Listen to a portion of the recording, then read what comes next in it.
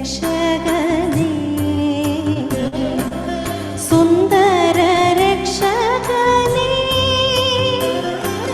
സുന്ദര രക്ഷകനേ എനിക്കാനന്ദ കാരണനേ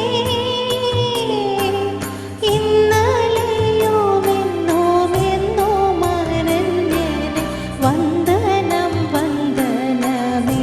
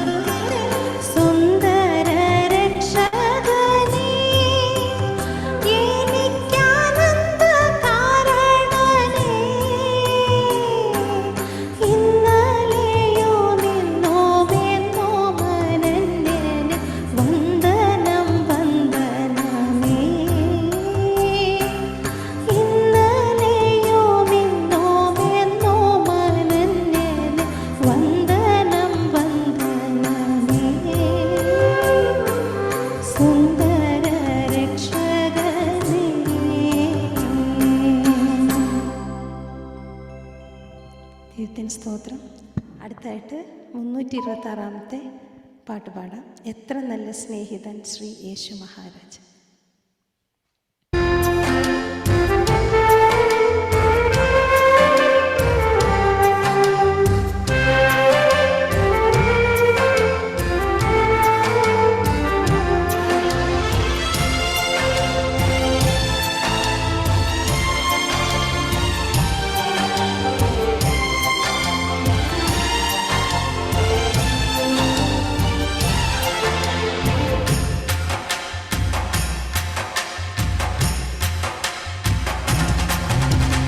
എത്ര നല്ല സ്നേഹിതൻ ശ്രീ യേശു മഹാരാജൻ, നമുക്കുള്ള ആശ്രയം അവനേകൻ.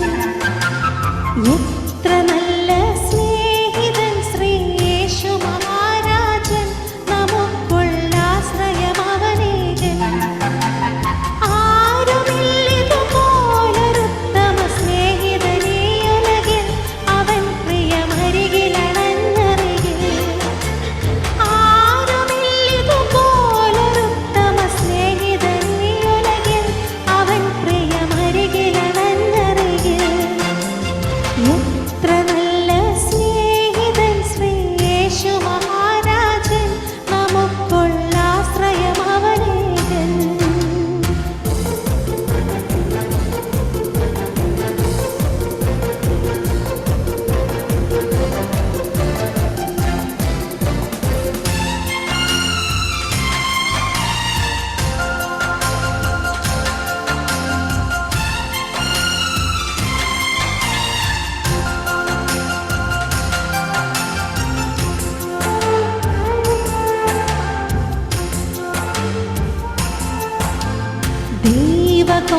ദൈവകോപത്തീയിലായി നാം മനുഷ്യവുമടലായി വാൻ, കുരിശിൽ മനസ്സോടു ബലിയായി താൻ.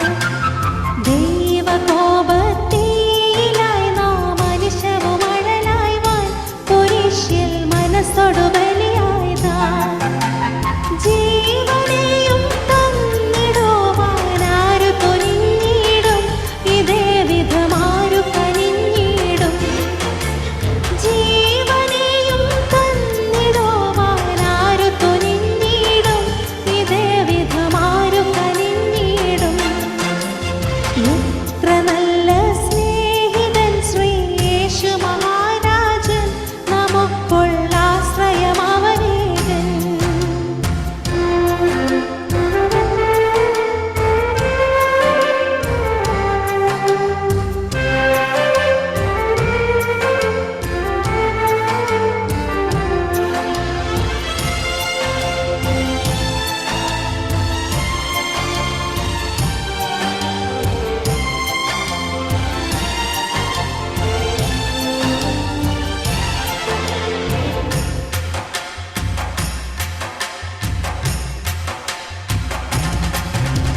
സങ്കടങ്ങൾ തിങ്ങിടുമ്പോൾ സംഗീതം പാടാം, അവങ്കൽ സങ്കേതം തേടാം. സങ്കടങ്ങൾ തിങ്ങിടുമ്പോൾ സംഗീതം പാടാം, അവങ്കൽ സങ്കേതം തേടാം. ഭീതിയരുതെന്നോതിയരികിൽ മരുവുന്നവനെന്നും, നമുക്കായി കരുതുന്നവനെന്നും. ഭീതിയരുതെന്നോതിയരികിൽ മരുവുന്നവനെന്നും, നമുക്കായി കരുതുന്നവനെന്നും. എത്ര നല്ല സ്നേഹിതൻ ശ്രീ യേശു മഹാരാജൻ, നമുക്കുള്ള ആശ്രയം അവനേകൻ.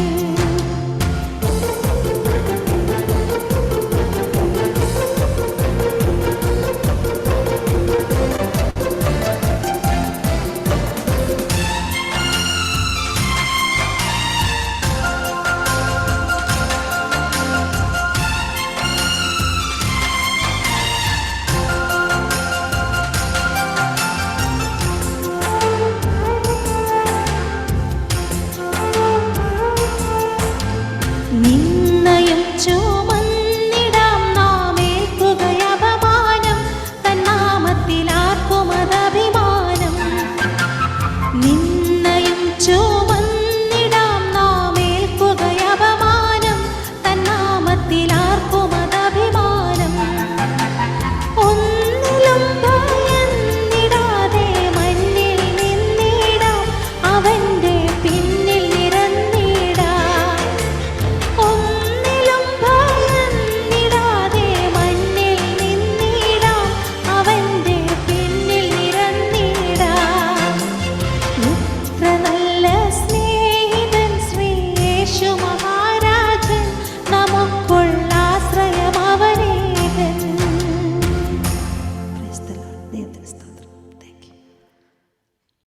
നാമം മഹത്വപ്പെടുമാറാട്ടെ.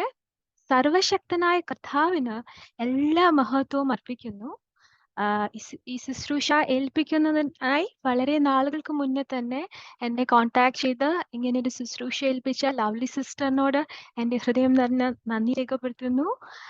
എന്നെ ഈ ശുശ്രൂഷ ഏൽപ്പിച്ച നാൾ മുതൽ ലവ്ലി സിസ്റ്റർ ഉൾപ്പെടെ ഈ ഗ്രൂപ്പിലുള്ള അഡ്മിൻസും എൻ്റെ പ്രിയപ്പെട്ടവരും മുതിർന്ന പല ആൻറ്റിമാരും എൻ്റെ ഈ മെസ്സേജ് കേൾക്കുന്ന ചില സഹോദരിമാരും എന്നെ ഓർത്ത് പ്രാർത്ഥിക്കുന്നുണ്ടെന്ന് എനിക്ക് അറിയാമായിരുന്നു. ആ പ്രാർത്ഥനയുടെ മാത്രം ബലത്തിലാണ് അടിയൻ ഈ ശുശ്രൂഷയ്ക്ക് ഒരുങ്ങിയിരിക്കുന്നത്. എനിക്ക് വേണ്ടി പ്രാർത്ഥിച്ച എല്ലാവരോടും എൻ്റെ ഹൃദയം നിറഞ്ഞ നന്ദി രേഖപ്പെടുത്തുന്നു. നമുക്ക് ലൂക്കോസ് 24 ആധാരമാക്കി എമ്മോസിലേക്ക് ഒരു യാത്ര തിരിക്കാം. ഈ യാത്രയുടെ കൂടെ തന്നെ 4 സുവിശേഷങ്ങൾ താരതമ്യം ചെയ്ത് ഉള്ളൊരു പഠനമാണ് ദൈവാത്മാവ് അടിയന് നൽകിയ ചില ചിന്തകളായി നിങ്ങളുമായി പങ്കുവെക്കുവാനായിട്ട് ആഗ്രഹിക്കുന്നത്. കർത്താവായ യേശുക്രിസ്തു ഈ ഭൂമിയിലായിരുന്നപ്പോൾ ആ 3.5 വർഷത്തിൽ പ്രത്യേകിച്ചും തൻ്റെ മരണം അടുത്തു വരിക എന്ന് മനസ്സിലാക്കി തന്നെ ഒരു പ്രത്യേക ഓർമ്മപ്പെടുത്തൽ പലതവണ പറയുകയുണ്ടായി. നാം അതിനെപ്പറ്റി വായിക്കുന്നത് മർക്കോസ് 10:34 വാക്യത്തിലാണ്. നാം എങ്ങനെയാണ് വായിക്കുന്നത്? തനിക്ക് സംഭവിക്കാനുള്ളത് പറഞ്ഞു തുടങ്ങി. അപ്പൊ മത്തായി, മർക്കോസ്, ലൂക്കോസ് സുവിശേഷങ്ങളിൽ തന്നെ 9 തവണ ഈ അതേ കാര്യം ദൈവാത്മാവ് വീണ്ടും പറഞ്ഞിട്ടുണ്ട്.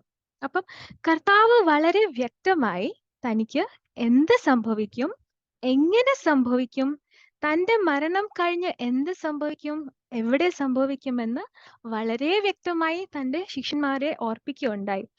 അല്ലെങ്കിൽ ഒരു വളരെ പെർഫെക്റ്റ് ആയിട്ടുള്ള ഒരു ക്രോണോളജിക്കൽ ഓർഡറിലാണ് കർത്താവ് ഈ ഓർമ്മപ്പെടുത്തൽ ശിഷ്യന്മാരെ ചെയ്യുകയുണ്ടായി. എന്നാൽ തൻ്റെ ശിഷ്യന്മാർ എന്താണ് ചെയ്തത് അല്ലെങ്കിൽ മനസ്സിലാക്കിയത്? കർത്താവ് അവരോട് വളരെ വ്യക്തമായി വെളിപ്പെടുത്തിയ കാര്യമായിരുന്നു അല്ല, മറിച്ച് വേറെ എന്താണ് നമ്മൾ മനസ്സിലാക്കുന്നത്? തങ്ങൾ എന്താണോ ആഗ്രഹിച്ചത് അല്ലെങ്കിൽ തങ്ങൾ എന്താണോ ആശിച്ചത് അതായിരുന്നു. അതെന്തായിരുന്നു? എന്തായിരുന്നു അത്?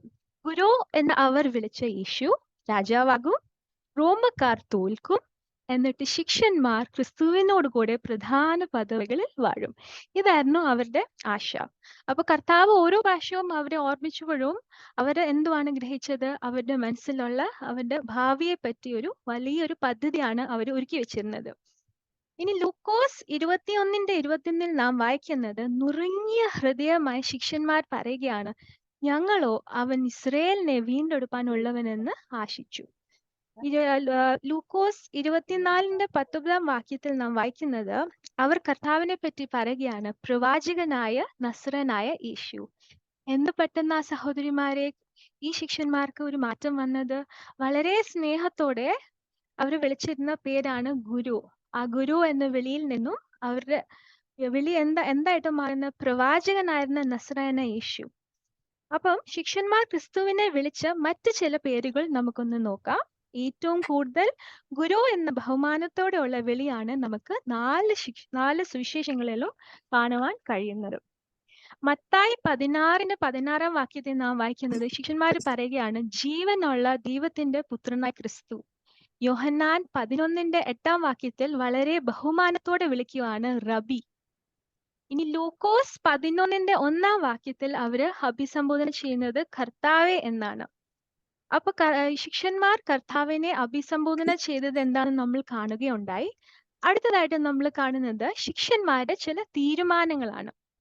ലൂക്കോസ് 22:33 പത്രോസ് പറയുകയാണ്, ഞാൻ നിന്നോട് കൂടെ തടവിലാകുവാനും മരിപ്പാനും ഒരുങ്ങിയിരിക്കുന്നു. വീണ്ടും നമ്മൾ മത്തായി 26:35 വാക്യത്തിൽ വായിക്കുകയാണ്, പത്രോസ് തന്നെയാണ് അവിടെ വീണ്ടും പറയുന്നത്, നിന്നോട് കൂടി മരിപ്പാൻ വന്നാലും ഞാൻ നിന്നെ തള്ളി പറയുകയില്ല. പിന്നെ നമ്മൾ മുന്നോട്ട് വായിക്കുമ്പോൾ നമ്മൾ കാണുന്നത് പത്രോസ് പറഞ്ഞ ഈ പ്രസ്താവന മറ്റ് ശിഷ്യന്മാരും കൂടി അഗ്രി ചെയ്യുകയാണ്. ഇനി യോഹന്നാൻ 11:11 നമ്മൾ കാണുന്നു, തോമസ് പറയുകയാണ്, അവനോട് കൂടെ മരിപ്പാൻ പോക എന്ന് പറയുന്നു. അപ്പൊ ക്രിസ്തുവിനെ ക്രൂശിൽ കണ്ടപ്പോൾ, മരിച്ചു കിടക്കുന്നത് കണ്ടപ്പോൾ, കല്ലറയിൽ വെക്കുന്നതും ഒഴിഞ്ഞ കല്ലറ കണ്ടപ്പോഴെല്ലാം തങ്ങളുടെ ഗുരു പല തവണ തങ്ങളെ ഓർപ്പിച്ച ആ കാര്യങ്ങൾ തങ്ങളെ തന്നെ ഓർപ്പിക്കുന്നതിന് പകരം നിരാശയിലേക്ക് താണു പോകുന്നതായിട്ട് നമുക്ക് കാണാൻ സാധിക്കും. അവിശ്വാസം മൂലമുണ്ടായ നിരാശയാണിത്. ഈ അവിശ്വാസത്തിന്റെ 3 പടികൾ ശിഷ്യന്മാരുടെ ജീവിതത്തിൽ നമുക്കൊന്ന് കാണുവാൻ സാധിക്കും. നമുക്ക് ആ 3 പടികളൊന്ന് നോക്കാം. ഒന്നാമതായ ശിഷ്യന്മാരുടെ അവിശ്വാസത്തിന്റെ ആദ്യ പടി നമ്മൾ മനസ്സിലാക്കുന്നത് കർത്താവായ യേശുക്രിസ്തുവിന്റെ മരണത്തിന് മുന്നേ ആയിരുന്നു. മർക്കോസ് 14:50 നാം വായിക്കുകയാണ്, ശിഷ്യന്മാർ എല്ലാവരും അവനെ വിട്ട് ഓടിപ്പോയി. പിന്നീട് നമ്മൾ യോഹന്നാൻ 18:15 മുതൽ 27 വരെയുള്ള വാക്യങ്ങൾ വായിക്കുന്നത് പത്രോസ് 3 തവണ അവനെ തള്ളി പറയുകയാണ്. പുതിയ നിയമം മാത്രമല്ല, മലയാളം ബൈബിളിൽ നമ്മളെടുത്ത് യോഹന്നാൻ 16 ഒന്ന് നോക്കുവാണെങ്കിൽ, യോഹന്നാൻ 16 തുടങ്ങുന്നതിന്റെ മുന്നേ അതിനൊരു തലക്കെട്ടുണ്ട്, യാത്രാ പറച്ചിൽ. എനിക്കത് വായിച്ചപ്പോൾ വളരെ ഒരു ഇഷ്ടം തോന്നി. അപ്പം എല്ലാം അറിയുന്ന കർത്താവ് ഓരോ തവണ താൻ വളരെ സ്നേഹിച്ച ശിഷ്യന്മാരെ ഓർമ്മപ്പെടുത്തിയപ്പോൾ എന്തോ കർത്താവിന് അറിയാവുന്നത്, തന്നെ ഏകനായിട്ട് വിട്ടിട്ട് ഓടിപ്പോകും, പത്രോസ് തള്ളി പറയും, മറ്റ് ശിഷ്യന്മാർ ചിതറും. എങ്കിലും തന്റെ യാത്രാ പറച്ചിലിന്റെ ഭാഗമായി മുൻകൂട്ടി തന്റെ ശിഷ്യന്മാർക്കെല്ലാവർക്കും ആശ്വാസം പകരുന്ന ഒരു സ്നേഹവാനായ കർത്താവിനെ നമുക്ക് കാണുവാൻ സാധിക്കും. ലൂക്കോസ് 22:61 നമ്മൾ വായിക്കുന്നത്, കർത്താവ് പത്രോസ് അവനെ തള്ളി പറഞ്ഞുവെന്ന് മുൻകൂട്ടി പറഞ്ഞിട്ട് പത്രോസ് അവനെ തള്ളി പറഞ്ഞപ്പോൾ കർത്താവ് തിരിഞ്ഞ് ഒന്ന് പത്രോസിനെ നോക്കുവാണ്. പ്രിയ സഹോദരിമാരെ, ആ നോട്ടത്തിൽ ദേഷ്യമല്ലായിരുന്നു, മറിച്ച് കർത്താവിന് പത്രോസിനോട് സ്നേഹം മാത്രമായിരുന്നു. ഇനി അവിശ്വാസത്തിന്റെ 2ാം പടിയെപ്പറ്റി നമ്മൾക്ക് മനസ്സിലാക്കാൻ പറ്റുന്നത് കർത്താവിന്റെ മരണശേഷമാണ്. കർത്താവിനുണ്ടായിരുന്ന 12 ശിഷ്യന്മാരിൽ 2 പേരെ മാത്രമാണ് നമ്മൾക്ക് കുരിശിന്റെ ചുവട്ടിലും കല്ലറയിലും കാണാൻ പറ്റുന്നത്. ബാക്കിയുള്ള 10 ശിഷ്യന്മാർ എവിടെയായിരുന്നു? ക്രൂശിന്റെ ചുവട്ടിൽ, കല്ലറയിൽ സുഗന്ധവർഗം പൂശുവാനല്ല ചില സ്ത്രീകളെയാണ് നാം വായിക്കുന്നത്. ശിഷ്യന്മാരുടെ അവിശ്വാസം മൂലം തന്നെ ഒരു ദൂതൻ മുഖേന ഈ കർത്താവിനെ തേടി വന്ന്, അല്ലെങ്കിൽ കർത്താവിനോട് വിട്ടുപിരിയാൻ മനസ്സില്ലാത്ത മഗ്ദലക്കാരി മറിയയെ ചില ആശ്വാസ വാക്കുകൾ ശിഷ്യന്മാരെ അറിയിക്കുവാനായിട്ട് കർത്താവ് ഏൽപ്പിക്കുകയാണ്. എന്തായിരുന്നു ആ വാക്കുകൾ? നമുക്ക് മത്തായി 28:7 വായിക്കുന്നത്, അവൻ നിങ്ങൾക്ക് മുമ്പേ ഗലീലയ്ക്ക് പോകും, അവിടെ നിങ്ങൾ അവനെ കാണും, ഞാൻ നിങ്ങളോട് പറഞ്ഞിരിക്കുമെന്ന് പറഞ്ഞു. വീണ്ടും കർത്താവ് ഈ ലോകത്തായിരുന്നപ്പോൾ ഓർമ്മപ്പെടുത്തിയ അതേ വാക്കുകൾ കർത്താവിന്റെ മരണശേഷവും ശിഷ്യന്മാർക്ക് അത് വേണ്ടി വരുമെന്ന് മനസ്സിലാക്കി തന്നെ ഒരു ദൂതൻ മുഖാന്തരം അവരെ ഓർമ്മപ്പെടുത്തുക. അപ്പൊ നമ്മുടെ ശിഷ്യന്മാർ ഇതറിഞ്ഞു, എങ്കിലും അവരുടെ ചില അവിശ്വാസത്തിന്റെ സന്ദർഭങ്ങൾ ദൈവവചനത്തിൽ രേഖപ്പെടുത്തിയിട്ടുണ്ട്. നമുക്ക് അതൊന്ന് നോക്കാം. യോഹന്നാൻ 20:10 പറയുന്നത്, ഒഴിഞ്ഞ കല്ലറ കണ്ട് വീട്ടിലേക്ക് മടങ്ങിപ്പോകുകയാണ്.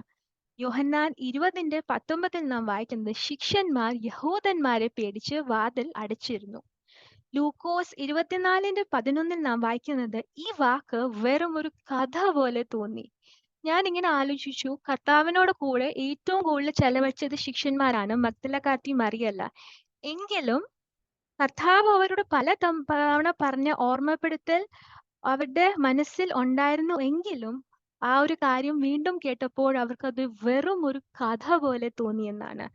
ഇനി മർക്കോസ് 16:11 വായിക്കുന്നത്, അവനെ കണ്ടുവെന്നും അവൻ ജീവനോടെ ഇരിക്കുന്നു എന്നും കേട്ടാരെ വിശ്വസിച്ചില്ല. എത്രമാത്രം അവിശ്വാസമാണ് കർത്താവിന്റെ ശിഷ്യന്മാർ കാണിക്കുന്നത്. ഇനി 3ാമതായിട്ട് അവിശ്വാസത്തിന്റെ 3ാമത്തെ പടി നാം വായിക്കുന്നത്, കർത്താവ് ഉയർത്തെഴുന്നേറ്റതിന് ശേഷം തന്റെ ശിഷ്യന്മാർക്ക് പ്രത്യക്ഷനായ ചില സന്ദർഭങ്ങളാണ്. മത്തായി 26:6 നമ്മൾ വായിക്കുന്നത്, കർത്താവ് താൻ തന്നെ അവരുടെ മുന്നിൽ പ്രത്യക്ഷനാകുകയാണ്. പക്ഷേങ്കിൽ ദൈവവചനം പറയുന്നത് ചിലരോ സംശയിച്ചു. അപ്പൊ 12 പേരിൽ ചിലർക്ക് അപ്പോഴും ഒരു സംശയം അവരുടെ മനസ്സിൽ ഉണ്ടായിരുന്നു. ലൂക്കോസ് 24:37 വായിക്കുന്നത്, വീണ്ടും കർത്താവ് താൻ തന്നെ അവരുടെ മുന്നിലാണ്. എന്നിട്ട് എന്താണ് അവരുടെ റെസ്പോൺസ്? ഭൂതത്തെ കണ്ടു എന്ന് പറഞ്ഞ് ഭയപ്പെട്ടു. ഇനി യോഹന്നാൻ 20:24 നാം വായിക്കുന്നത്, തോമസ് ഒരു നിബന്ധന വെക്കുവാണ്. ആ നിബന്ധന കർത്താവ് 7 ദിവസം കഴിഞ്ഞ് പൂർത്തിയാക്കുന്നതായിട്ട് കാണുന്നുണ്ട്. ഇനി അവസാനമായിട്ട് യോഹന്നാൻ 21:3 പത്രോസ് മീൻ പിടിക്കാൻ പോകുകയാണ്. കൂടെ മറ്റ് ശിഷ്യന്മാരും കൂടെ പോകുന്നതായിട്ട് നമുക്ക് കാണുവാൻ സാധിക്കുന്നു. ഇനി യോഹന്നാൻ 20:30 നാം വായിക്കുന്നത്, ശിഷ്യന്മാരുടെ അവിശ്വാസം മൂലം തന്നെ രേഖപ്പെടുത്താത്ത അനേകം അടയാളങ്ങൾ കർത്താവ് ചെയ്തു. അപ്പോൾ ഇതുവരെ കണ്ട കാര്യങ്ങൾ മുന്നിൽ വെച്ചുകൊണ്ട് തന്നെ നമുക്കൊന്ന് എമ്മോസിലേക്ക് ഒരു യാത്ര തിരിക്കാം. ലൂക്കോസ് 24 ആധാരമാക്കി എമ്മോസിലേക്ക് ഒരു യാത്ര തിരിക്കാം. വളരെ വാടിയ മുഖങ്ങളുള്ള 2 ശിഷ്യന്മാരെയാണ് നമുക്ക് ഈ ലൂക്കോസ് 24 തുടക്കത്തിൽ തന്നെ കാണുന്നത്. കർത്താവ് തന്റെ ശിഷ്യന്മാരെ ഓർമ്മപ്പെടുത്തിയതുപോലെ പിന്നെയും ചില കാര്യങ്ങൾ ഈ ഭാഗം പഠിച്ചപ്പോൾ ദൈവാത്മാവ് അടിയനെയും ഓർപ്പിക്കുകയുണ്ടായി. ഒന്നാമതായിട്ട് അടിയനെ ഓർപ്പിച്ച കാര്യം എന്ന് പറയുന്നത് ലൂക്കോസ് 24:15 അവിടെ നമ്മൾ വായിക്കുന്നത്, ദുഃഖിച്ചിരിക്കുന്ന ശിഷ്യന്മാരെ ആശ്വസിപ്പിക്കുന്ന കർത്താവ്. എന്താണ് നമ്മൾ വായിക്കുന്നത്? യേശു താനും അടുത്ത് ചെന്ന് അവരോട് ചേർന്ന് നടന്നു. പ്രിയ സഹോദരിമാരെ, നമ്മുടെ ജീവിതത്തിൽ ഏത് തരത്തിലുള്ള പ്രയാസങ്ങൾ നേരിടേണ്ടി വന്നാലും നമ്മുടെ സ്വയമായുള്ള അവിശ്വാസം കൊണ്ട് ആയിരിക്കാം നമ്മുടെ ജീവിതത്തിൽ നമ്മൾ നേരിടുന്ന ദുഃഖം എന്ത് തന്നെയായാലും കർത്താവിന്റെ ശിഷ്യന്മാർ അവനെ ഒറ്റയ്ക്കാക്കി വിട്ടു എങ്കിലും നമ്മുടെ പ്രയാസത്തിന്റെ വേളകളിൽ നമ്മളെ ഒരിക്കലും ഒറ്റയ്ക്ക് വിടാത്ത കർത്താവ് അന്ന് മാത്രമല്ല നമുക്കുള്ളത്, നമ്മുടെ അടുത്ത് വന്ന് നമ്മളോട് കൂടെ ചേർന്ന് നടക്കുന്ന ഒരു കർത്താവിനെയാണ് നമുക്ക് കാണുവാനായിട്ട് സാധിക്കുന്നത്. ഇത് എന്നെ തന്നെ ഒരു വലിയൊരു ഓർമ്മപ്പെടുത്തലായിരുന്നു എന്നുള്ളതും കൂടി ഞാൻ ഇവിടെ പറയാനായിട്ട് ആഗ്രഹിക്കുകയാണ്. രണ്ടാമതായിട്ടുള്ള ദൈവം എനിക്ക് തന്നെ ഓർമ്മപ്പെടുത്തൽ എന്ന് പറയുന്നത് ലൂക്കോസ് 24:17 അവനെ അറിയാതെ വണ്ണം അവരുടെ കണ്ണ് അടഞ്ഞിരുന്നു. പിന്നീട് 31 വാക്യത്തിലേക്ക് നമ്മൾ വായിക്കുവാണ്. ഞാൻ വാക്യം വായിക്കുന്നില്ല, നമ്മുടെ സമയം സേവ് ചെയ്യാൻ വേണ്ടിയാണ്. ഞാൻ എല്ലാം ഇവിടെ എഴുതിയിട്ടുണ്ട്. ലൂക്കോസ് 24:30 നാം വായിക്കുന്നത്, കർത്താവിനെ മനസ്സിലാക്കിയ നിമിഷം ആ ആത്മീക കണ്ണുകൾ തുറന്നപ്പോൾ ശിഷ്യന്മാർ അവനെ തിരിച്ചറിയുകയാണ്. അപ്പം നമ്മുടെ ജീവിതത്തിൽ പ്രയാസങ്ങൾ വരുമ്പോൾ തീർച്ചയായും കർത്താവ് തന്റെ വാഗ്ദത്തത്തിൽ പറഞ്ഞ പോലെ, തന്റെ വചനത്തിൽ പറഞ്ഞ പോലെ നമ്മുടെ തേടി വരും, നമ്മുടെ കൂടെ നടക്കും. എന്നാൽ നമ്മുടെ ആത്മീയ കണ്ണുകൾ കണ്ണ് അടഞ്ഞിരിക്കുവാണെങ്കിൽ നമ്മളോട് ചേർന്ന് നടക്കുന്ന ആ കർത്താവിനെ നമുക്ക് കാണുവാനായിട്ട് സാധിക്കുകയില്ല. അപ്പൊ നമ്മുടെ ജീവിതത്തില് നമ്മുടെ കർത്താവിന്റെ സാന്നിധ്യം, കർത്താവ് നമ്മുടെ കൂടെ ഉണ്ടെന്ന് മനസ്സിലാക്കണമെങ്കിൽ നമ്മുടെ ആത്മീയ കണ്ണുകൾ ഏത് നേരവും തുറന്നിരിക്കുവാനായിട്ട് കർത്താവ് നമ്മളെ സഹായിക്കട്ടെ. എനിക്ക് മൂന്നാമതായിട്ട് ഞാൻ പറയാൻ ആഗ്രഹിക്കുന്നത് ലൂക്കോസ് 24:17 ഈ കാര്യം എനിക്ക് വളരെ ഇഷ്ടമുള്ള ഒരു പാസേജ് ആണ്. എൻ്റെ പേഴ്സണൽ ക്രിസ്ത്യൻ ലൈഫിൽ എന്നെ ഒരുപാട് ഇൻഫ്ലുവൻസ് ചെയ്തൊരു കാര്യമാണ്. കർത്താവ് വന്ന് തന്റെ ശിഷ്യന്മാരോട് ചോദ്യം ചോദിക്കുകയാണ്, നിങ്ങൾ വഴി നടന്ന് തമ്മിൽ വാദിക്കുന്ന ഈ കാര്യം എന്ത്? എന്തുകൊണ്ടാണ് കർത്താവ് അവരോട് ആ ചോദ്യം ചോദിച്ചത്? സർവശക്തനായ കർത്താവിന് എല്ലാ കാര്യങ്ങളും അറിയത്തില്ലേ? കർത്താവിന് അറിയായിരുന്നു എന്തുകൊണ്ടാണ് അവർ വിഷമിച്ചത്, അല്ലേ? എന്തുകൊണ്ടാണ് കർത്താവ് അങ്ങനെ അവരോട് ചോദ്യം ചോദിക്കുന്ന സഹോദരിമാരെ? കാരണം അവരുടെ ഹൃദയഭാരം തുറക്കുവാൻ വേണ്ടിയാണ്. കർത്താവാണെന്ന് മനസ്സിലാക്കിയില്ല എങ്കിലും ആ 2 ശിഷ്യന്മാരും അവരുടെ വേദനയുടെ കാരണം കർത്താവിനോട് തുറന്ന് പറയുന്നതായിട്ട് നമുക്ക് വായിക്കുവാൻ സാധിക്കും. ഇതുപോലെ തന്നെ ഒരു ചോദ്യം കർത്താവ് മഗ്ദലക്കാരത്തി മറിയോട് ചോദിക്കുന്നതായിട്ട് നമ്മൾ വായിക്കുന്നുണ്ട്. മഗ്ദലക്കാരത്തിയോട് കർത്താവ് ചോദിക്കണം, മറിയേ, നീ എന്ത് കരയുന്നു? അപ്പം എന്തുവാണ് മറിയ മനസ്സിലാക്കിയത്? ആ തോട്ടക്കാരനായിരുന്നു. പക്ഷെ അവിടെ ആരായിരുന്നു? കർത്താവായിരുന്നു അവളുടെ മുന്നിലുണ്ടായിരുന്നത്. അപ്പൊ തോട്ടക്കാരനാണെന്ന് തെറ്റിദ്ധരിച്ച മറിയ തന്റെ മനസ്സിലെ വിഷമങ്ങൾ വിഷമത്തിന്റെ കാരണം കർത്താവിനോട് പറയുകയാണ്. അപ്പം നമ്മുടെ ജീവിതത്തിലും പ്രിയ സഹോദരിമാരെ, നമ്മൾ ഈ ലോകത്ത് ജീവിക്കുമ്പോൾ തീർച്ചയായിട്ടും നമുക്ക് പ്രശ്നങ്ങൾ ഉണ്ടാകും. ഓരോരുത്തർക്ക് ഓരോ രീതിയിലുള്ള ജീവിതത്തിലെ പ്രശ്നങ്ങളാണ്. അങ്ങനെ പ്രശ്നങ്ങൾ വരുമ്പോൾ നമ്മുടെ അടുത്ത് വന്ന് കർത്താവ് നമ്മളോട് ഒരു ചോദ്യം ചോദിക്കും. എന്നോടാണെങ്കിൽ ഇങ്ങനെയാ ചോദിക്കുന്നത്, ആശേ, പ്രിയ മകളെ, നീ എന്തിനാണ് കരയുന്നത്? അങ്ങനെ ആ ചോദ്യം കേൾക്കുമ്പോൾ നമുക്ക് ആ പൊന്നുപാദത്തിൽ പോയി നമ്മുടെ വിഷമങ്ങൾ കർത്താവിനോട് പറയുവാനായിട്ട് മഗ്ദലക്കാരത്തി മറിയെ പോലെ, ആ 2 ശിഷ്യന്മാരെ പോലെ നമ്മുടെ വിഷമങ്ങൾ കർത്താവിനോട് പറയുവാനായിട്ടുള്ള കൃപയും ധൈര്യവും ദൈവം നമുക്ക് നൽകട്ടെ. നാലാമതായിട്ട് അടിയനെ ദൈവം ഓർപ്പിച്ച ഒരു കാര്യമാണ് ലൂക്കോസ് 24:25-27. ശിഷ്യന്മാരുടെ സംശയവും അവിശ്വാസവും മനസ്സിലാക്കിയ കർത്താവ് വളരെ സ്നേഹത്തോടെ വചനത്തിൽ അവരെ ഉറപ്പിച്ച് വചനം ഓർമ്മപ്പെടുത്തി സ്നേഹത്തോടെ ശാസിക്കുന്നു. അപ്പൊ ഒരുപക്ഷെ നമ്മൾ തെറ്റുകൾ ചെയ്യുമ്പോൾ കർത്താവ് നമ്മുടെ അടുത്ത് വരും, നമ്മളോട് കൂടെ നടക്കും. നമുക്ക് നമ്മുടെ വിഷമങ്ങൾ കർത്താവിനോട് പറയാം. പക്ഷെ ഒരുപക്ഷെ അത് പോരാ എന്ന് കർത്താവ് മനസ്സിലാക്കുമ്പോൾ കർത്താവ് എന്തുവാ ചെയ്യുന്നത്? നമ്മളെ വളരെ വളരെ സ്നേഹത്തോടെ നമ്മുടെ വചനത്തിൽ നമ്മളെ ശാസിച്ച് വചനം നമ്മളെ ഓർമ്മപ്പെടുത്തി കർത്താവിന്റെ അടുത്തേക്ക് തിരികെ കൊണ്ടുവരും. അഞ്ചാമതായിട്ട് അടിയന് കർത്താവ് നൽകിയ ഓർമ്മപ്പെടുത്തൽ വായിക്കുന്നത് ലൂക്കോസ് 24:29 വാക്യത്തിലാണ്. അവൻ അവരോട് കൂടെ പാർപ്പാൻ ചെന്നു. ഒരു ബൈബിൾ പാസേജ് വായിക്കുമ്പോൾ എനിക്ക് ചിലപ്പോൾ മനസ്സിൽ വളരെ വിഷമം തോന്നും. കർത്താവ് ഓർമ്മപ്പെടുത്തിയ ഒരു കാര്യം പറയുകയാണ്, എന്നെ നിങ്ങൾ എല്ലാവരും ഏകനായിട്ട് വിട്ടിട്ട് പോകും. തന്നെ ഏകനായി വിട്ട ശിഷ്യന്മാരുടെ കൂടെ കർത്താവ് പോവുകയാണ്. തന്നെ ഏകനായി വിട്ട ശിഷ്യന്മാരെ ഏകനായിട്ട് വിടാണ്ട് അവര് വിഷമിച്ചിരിക്കുന്ന സമയങ്ങളിൽ താൻ അവരോട് കൂടെ പോവുകയാണ്. എന്തിനാണ് കർത്താവ് ആ ശിഷ്യന്മാരോട് കൂടെ പോകുന്നത്? കാരണം കർത്താവിന്റെ സ്നേഹം അവരുടെ അവിശ്വാസത്തിനും സംശയങ്ങൾക്കും അപ്പുറമായിരുന്നു. എന്ന് മാത്രമല്ല അവരുടെ ആത്മീയ കണ്ണുകൾ പൂർണ്ണമായും തുറക്കേണ്ട ആവശ്യമായിരുന്നു. അപ്പൊ കർത്താവിന്റെ ഇതും എന്നെ തന്നെ വലിയ ഒരു ഓർമ്മപ്പെടുത്തലാണ്. ഞാൻ രക്ഷിക്കപ്പെട്ട നാള് മുതൽ ഇന്ന് വരെ ഞാൻ ചെയ്ത തെറ്റുകൾക്ക് എല്ലാം അപ്പുറമായിരുന്നു കർത്താവ് എന്നെ സ്നേഹിച്ചതും എന്നെ വഴി നടത്തിയതും. അടുത്തതായിട്ട് എനിക്ക് ദൈവം തന്ന ഒരു ഓർമ്മപ്പെടുത്തലാണ് ലൂക്കോസ് 24:33-45 വാക്യങ്ങള്. ഈ ശിഷ്യന്മാരുടെ വിശ്വാസ കണ്ണ് തുറന്നപ്പോൾ എന്തുവാണ്? കർത്താവാണെന്ന് അവര് തിരിച്ചറിയുകയാണ്. എന്നിട്ട് വളരെ ഒരു സ്പെഷ്യൽ ആയിട്ടുള്ള കാര്യം ദൈവവചനം അവിടെ രേഖപ്പെടുത്തിയിട്ടുണ്ട്. അവർ ഉടനെ എണീറ്റ് യെരൂശലേമിലേക്ക് പോയതായിട്ട് സാധിക്കുന്നുണ്ട്. യെരൂശലേമിൽ അവർ ശിഷ്യന്മാർ പോയപ്പോൾ വീണ്ടും കർത്താവ് പ്രത്യക്ഷനാകുകയും തിരുവെഴുത്തുകളെ തിരിച്ചറിയേണ്ടതിന് അവരുടെ ബുദ്ധികളെ തുറന്നു തരികയും ചെയ്യുന്നു.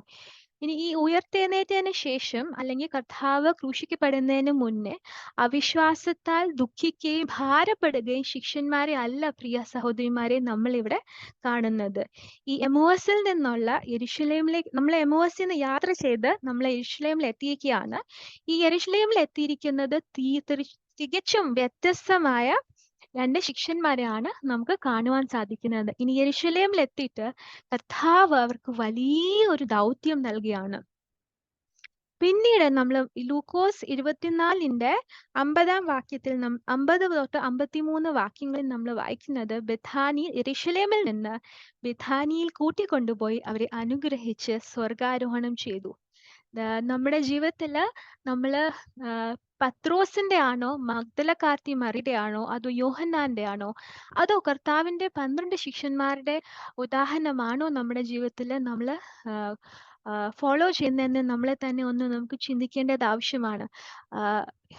ശിഷ്യന്മാർ പേടിച്ചിരുന്നു, ഓടിപ്പോയി, അവിശ്വാസം കാണിച്ചു. എങ്കിലും കർത്താവിനെ വിട്ടുമാറാണ്ട് നിൽക്കുന്ന ഒരു മഗ്ദലക്കാരത്തിയെ നമുക്ക് കാണുവാൻ സാധിക്കും. ബോഡി ഇല്ല എന്ന് കണ്ടിട്ടും അവൾ അവിടെ നിന്ന് കരയുവാണ്.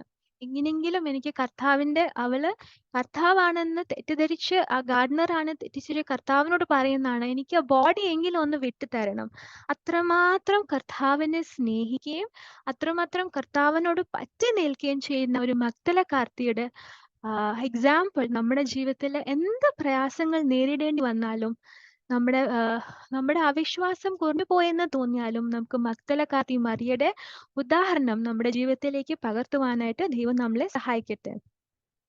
അവസാനമായിട്ട് ഞാൻ പറയാൻ ആഗ്രഹിക്കുന്നത്, നമ്മുടെ ഹൃദയത്തിൽ ദുഃഖം നിറയുമ്പോൾ, ഉള്ളം കലങ്ങുമ്പോൾ നമുക്ക് കർത്താവിൽ ശിഷ്യന്മാരോട് പറഞ്ഞൊരു വാക്കുണ്ട്, നിങ്ങളുടെ ഹൃദയം കലങ്ങരുതെന്ന്. ആ ആശ്വാസവാക്ക് കേൾക്കുവാൻ, അവിടുത്തെ സാന്നിധ്യം മനസ്സിലാക്കുവാൻ, അവിടുത്തെ പാദത്തിൽ പോയി അവിടെ കർത്താവിനോട് നമ്മുടെ എല്ലാ വിഷമങ്ങളും പറയുവാനായിട്ട് ദൈവം നമ്മളെ സഹായിക്കട്ടെ. ഒരുപക്ഷെ നമ്മൾ കടന്നു പോകുന്ന വിഷമങ്ങൾ നമുക്ക് മറ്റുള്ളവരോട് പറയാൻ പറ്റാത്ത വിഷമങ്ങളും ആകാം. ഞാൻ പറഞ്ഞല്ലോ, ദൈവം ഓരോരുത്തരെ ഏൽപ്പിച്ചിരിക്കുന്നത് പല പല രീതിയിലുള്ള വിഷമങ്ങളാണ്. അങ്ങനെ നമ്മൾ വിഷമത്തിൽ കൂടെ കടന്നു പോകുമ്പോൾ, മകളെ നീ എന്തിനാണ് കരയുന്നത് എന്ന് ഒരു ചോദ്യം കേൾക്കാൻ ദൈവം നമ്മളെ സഹായിക്കട്ടെ. ആ ചോദ്യം കേൾക്കുമ്പോൾ നമ്മുടെ വിഷമങ്ങൾ അവിടെ നിന്ന് ലഭിക്കുവാനും നമ്മുടെ സങ്കടത്തിന് ഒരു ആശ്വാസം ലഭിക്കുവാനും ദൈവം നമ്മളെ സഹായിക്കട്ടെ. ഇനി അഥവാ അവസാനമായിട്ട് ഞാൻ ഒരു കാര്യം കൂടി പറയാൻ ആഗ്രഹിക്കുകയാണ്. അഥവാ അവിശ്വാസം നമ്മുടെ ജീവിതത്തിലേക്ക് കടന്നു വന്നാൽ, കർത്താവ് കടൽക്കരയിൽ വെച്ച് യോഹന്നാനോട് വളരെ ഹൃദ്യമായ ഒരു സംഭാഷണത്തിൽ ഏർപ്പെടുകയാണ്. ആ ഹൃദ്യമായ സംഭാഷണത്തിന്റെ ഒടുവിലായിട്ട് നമുക്ക് ചില ചോദ്യങ്ങളും കർത്താവ് യോഹന്നാനോട് ചില ചോദ്യങ്ങളും യോഹന്നാന് ചില ഉത്തരങ്ങളും കൊടുക്കുന്നതായിട്ട് നമുക്ക് കാണുവാൻ സാധിക്കും. അഥവാ നമ്മുടെ ജീവിതത്തിൽ അവിശ്വാസം വന്നാൽ, ഈ ചോദ്യങ്ങളും യോഹന്നാൻ പറഞ്ഞ ഉത്തരങ്ങളും നമ്മളെ തന്നെ ഓർപ്പിച്ചും കൊണ്ട് നമ്മൾ മുന്നോട്ട് പോകുകയാണെങ്കിൽ നമുക്ക് നമ്മുടെ അവിശ്വാസത്തിൽ നിന്നും തീർച്ചയായിട്ടും പുറത്തു വരാനായിട്ട് സാധിക്കും. ആ ചോദ്യം എന്തുവാന്നുള്ളത് ഞാൻ പറയാൻ ആഗ്രഹിക്കുന്നതാണ്. കർത്താവ് യോഹന്നാനോട് ചോദിക്കുകയാണ്, നിനക്ക് എന്നോട് പ്രിയമുണ്ടോ?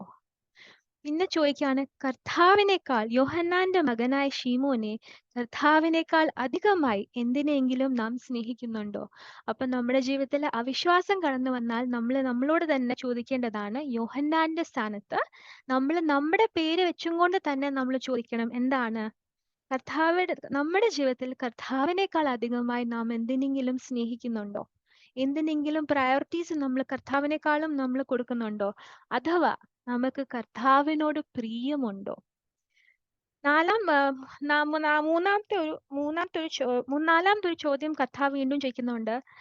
കർത്താവ് സകലവും അറിയുന്നുവെന്ന് നാം എത്രത്തോളം മനസ്സിലാക്കുന്നുണ്ട്?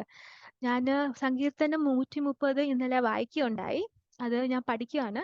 അപ്പൊ അതിലിങ്ങനെ പറഞ്ഞേക്കുന്നത്, നമ്മുടെ മദറിന്റെ വൂമ്പിൽ കൺസീവ് ചെയ്യുന്നതിനേക്കാളും മുന്നേ നമ്മുടെ എൻറ്റയർ ലൈഫ് കർത്താവിന്റെ ബുക്കിൽ ഓൾറെഡി എഴുതി വെച്ചിട്ടുണ്ട്. അപ്പൊ തീർച്ചയായും സഹോദരിമാരെ, നമ്മുടെ ജീവിതത്തില് കർത്താവ് അറിയാണ്ട് ഒന്നും തന്നെ സംഭവിക്കില്ല. അത് എത്ര വിഷമമുള്ള സാഹചര്യങ്ങളാണെങ്കിലും തീർച്ചയായിട്ടും നമുക്ക് സ്വർഗസ്ഥനായ ഒരു പിതാവുണ്ട്. ഈ ലോകത്തിലുള്ള മനുഷ്യരെ പോലെ അല്ല. നമുക്ക് എപ്പോ വേണമെങ്കിലും ഓടിച്ചെന്ന് നമ്മുടെ വിഷമങ്ങൾ ആ പൊന്നുപാദത്തിൽ വെക്കുവാനായിട്ട് നമുക്ക് സ്വർഗസ്ഥനായ പിതാവുണ്ട്. എന്ന് മാത്രമല്ല, യോഹന്നാൻ മനസ്സിലാക്കിയ മാതിരി കർത്താവ് സകലവും അറിയുന്നുവെന്ന് നമ്മളെ തന്നെ ഓർപ്പിച്ചും കൊണ്ട് നമ്മുടെ ക്രിസ്തീയ ജീവിതം മുന്നോട്ട് പോകാൻ ദൈവം നമ്മളെ സഹായിക്കട്ടെ. ഈ വചനങ്ങളാൽ കർത്താവ് നമ്മളെ ഓരോരുത്തരെ ആശ്വസിപ്പിക്കട്ടെ. നമ്മുടെ ജീവിതത്തിൽ നമ്മൾ എന്തൊക്കെ നേരിടേണ്ടി വന്നാലും കർത്താവിനോടുള്ള നമ്മുടെ സ്നേഹം കുറഞ്ഞു പോകാണ്ട് അവിടുന്ന് ഏറ്റവും കൂടുതലായിട്ട് അടുത്ത് ജീവിക്കാനായിട്ട് ദൈവം നിങ്ങളെ ഓരോരുത്തരെയും സഹായിക്കട്ടെ. ദൈവനാമം മഹത്വപ്പെടുമാറാകട്ടെ.